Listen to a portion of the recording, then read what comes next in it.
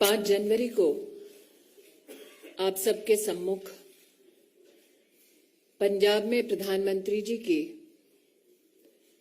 सुरक्षा को भंग होते देख भारतीय जनता पार्टी की ओर से मैंने कांग्रेस सरकार के और कांग्रेस के नेतृत्व के समक्ष कुछ प्रश्नों को प्रस्तुत किया था। आज मुझे ये कहते हुए आनंद की अभिभूति नहीं होती कि एक टेलीविजन नेटवर्क ने जिन प्रश्नों को मैंने प्रस्तुत किया उनके कुछ चिंताजनक परिणाम राष्ट्र के सम्मुख प्रस्तुत किए हैं। पंजाब पुलिस अधिकारियों के बयान एक राष्ट्रीय न्यूज चैनल पर सच को उजागर करते हैं। पंजाब पुलिस के एक अधिकारी का ये वक्तव्य कि प्रधानमंत्री की सुरक्षा भंग होने की वो सूचना वरिष्ठ अधिकारियों को पंजाब के प्रशासन, पंजाब की कांग्रेस सरकार को देते रहे, लेकिन सरकार की ओर से कोई भी ऐसा हस्तक्षेप जो प्रधानमंत्री जी को सुरक्षित कर सके, ऐसी कोई भी कार्रवाई पंजाब की कांग्रेस सरकार ने नहीं की। मैं अपने प्रश्नों को दोबारा दोहराने के साथ साथ एक नया प्रश्न उसमें जोड़ती हूं। डीजीपी ने क्यों पूरी की पूरी व्यवस्था और रूट सुरक्षित है, ऐसा संदेश प्रधानमंत्री जी की सुरक्षा टीम को दिया? पंजाब के वो कौन कांग्रेस की सरकार के आला अधिकारी हैं जो इस सूचना, इस अलर्ट के बावजूद प्रधानमंत्री जी को सुरक्षित करने के लिए कोई भी कदम नहीं उठा रहे थे? पंजाब के आला अधिकारियों को कांग्रेस की सरकार के किस नेता ने आदेश दिया कि पंजाब में प्रधानमंत्री की सुरक्षा को खंडित किया जाए? ये दुर्भाग्य की बात है कि कांग्रेस के नेता इस गंभीर परिस्थिति को किसी न किसी हास्यास्पद तरीके से छोटा करने का प्रयास कर रहे हैं। पंजाब पुलिस के अधिकारियों का बयान देना कि बार बार उनकी कोशिशों के बावजूद कांग्रेस पार्टी के नेतृत्व ने जानबूझकर प्रधानमंत्री को एक असुरक्षित माहौल में रखा, ये न सिर्फ निंदनीय है बल्कि दंडनीय भी। Ladies and gentlemen of the media, on the 5th of January, on behalf of the Bharatiya Janata Party, we came to you with our outrage with regard to the breach of the Honorable Prime Minister's security in the state of Punjab. The questions I posed before you to the Congress High Command and the Congress leadership were this: why did the DGP police in Punjab give an all clear in terms of the safety of the route that was to be undertaken by the Honorable Prime Minister? This question was met with an expose by a national news channel. What is extremely disconcerting is that Punjab police officials in this news report have highlighted how they continuously engaged with the Congress government and administration in Punjab to bring to light the threat to the security of the Honorable Prime Minister and his route. The question that begets this expose is who in the Punjab Congress-led government continued to deliberately ignore these threats to the Prime Minister's security.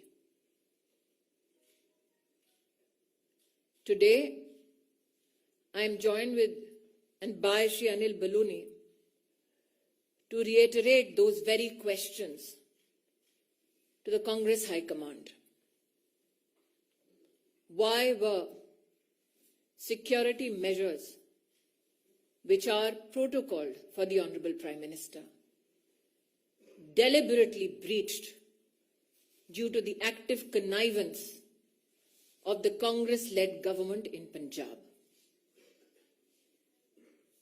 Who sought to benefit in the Congress party from the breach of the Prime Minister's security?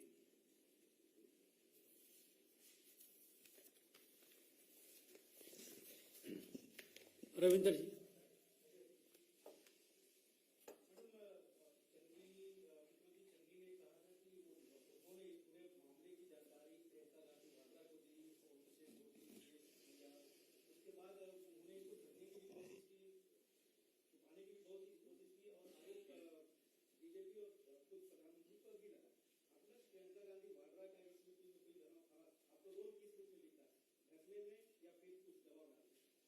Ravindra जी, जब मैं आपके सम्मुख प्रस्तुत हुई थी 5 जनवरी को, तब कांग्रेस के नेतृत्व में प्रधानमंत्री की असुरक्षा को लेकर, सिक्योरिटी ब्रीच को लेकर जश्न का माहौल था।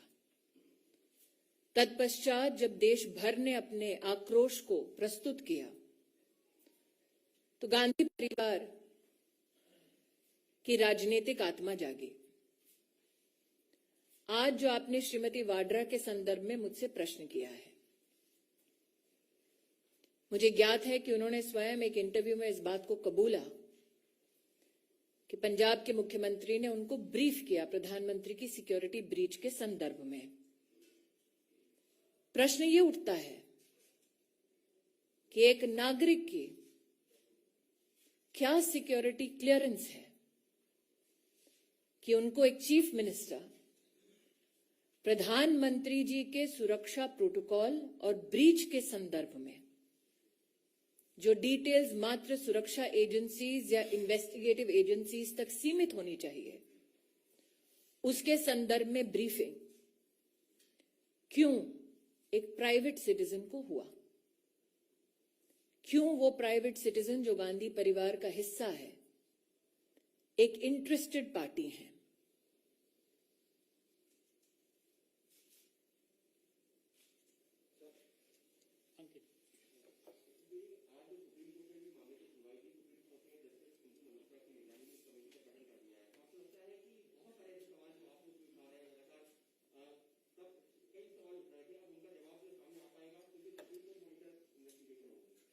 मैं इतना ही कहूंगी कि मैं माननीय सुप्रीम कोर्ट पर टिप्पणी करना उचित नहीं समझती। जिस पैनल का उन्होंने गठन किया है, उसके माध्यम से जब फैक्ट्स प्रस्तुत होंगे, मेरी पार्टी की ओर से अगर निर्देश होगा तब उस पर टिप्पणी करना तो मैं निश्चित रूप से करूंगी।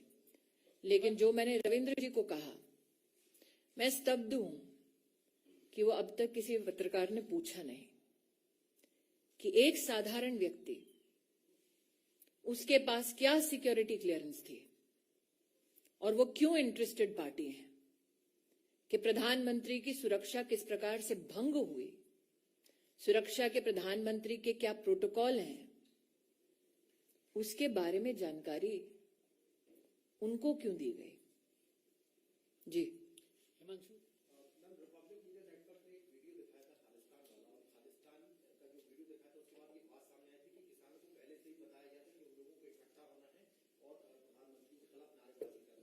इस बात को लेकर किस तरीके से क्या कहना चाहेंगे, क्योंकि जब जानकारी मैंने हिमांशु जी जब अपना वक्तव्य 5 जनवरी को दिया तब कहा planted political instruments. This is post the withdrawal of the farmers' bill. So I again reiterate, who benefited in the Congress party from breaching the Prime Minister's security and putting the Prime Minister at harm?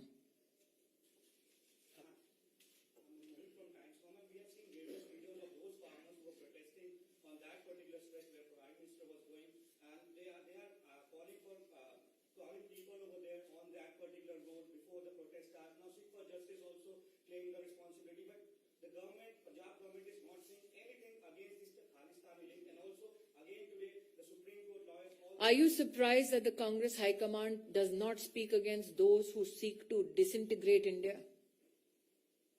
Are you surprised that the Congress leadership will not take a position against those who seek to break India? Thank you.